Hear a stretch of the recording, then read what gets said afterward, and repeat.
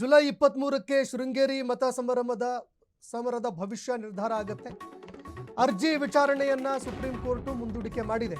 ಶಾಸಕ ಟಿ.ಡಿ. ರಾಜೇಗೌಡ ಮೇಲ್ಮನವಿ ಸಲ್ಲಿಕೆ ಮಾಡಿದ್ರು ಸುಪ್ರೀಂ ಕೋರ್ಟ್ನಲ್ಲಿ. ಈಗ ಸುಪ್ರೀಂ ಕೋರ್ಟ್ನಲ್ಲಿ ಹಾಕಿದ್ದಂತಹ ಅರ್ಜಿ ವಿಚಾರಣೆ ಮುಂದೂಡಿಕೆಯಾಗಿದೆ. ಕೆಲವು ಪ್ರತಿವಾದಿಗಳಿಗೆ ಇನ್ನೂ ನೋಟಿಸ್ ಜಾರಿಯಾಗಿಲ್ಲ.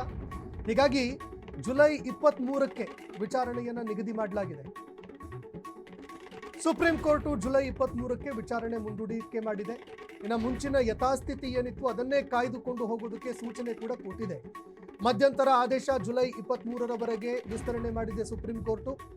ಶೃಂಗೇರಿ ಕ್ಷೇತ್ರದ ಜನತೆಗೆ ಈಗ ಕಾಯುವಂಥದ್ದು ಅನಿವಾರ್ಯ.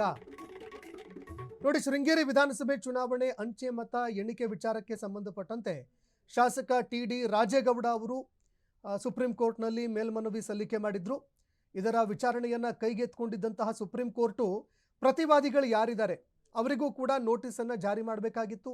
ಆ ನೋಟಿಸ್ಗೆ ಅವರು ಕೂಡ ಉತ್ತರ ಕೊಟ್ಟು ವಿಚಾರಣೆಗೆ ಹಾಜರಾಗಬೇಕಾಗಿತ್ತು. ಆದರೆ ಅವರಿಗಿನ್ನೂ ಆ ಒಂದು ನೋಟಿಸು ತಲುಪದೇ ಇರೋ ಕಾರಣಕ್ಕೆ ಅವರೇ ಬಂದಿಲ್ಲ ಅಂತಂದರೆ ನಾವು ಈ ವಿಚಾರದಲ್ಲಿ ವಿಚಾರಣೆ ಮಾಡೋದಕ್ಕಾಗಲ್ಲ.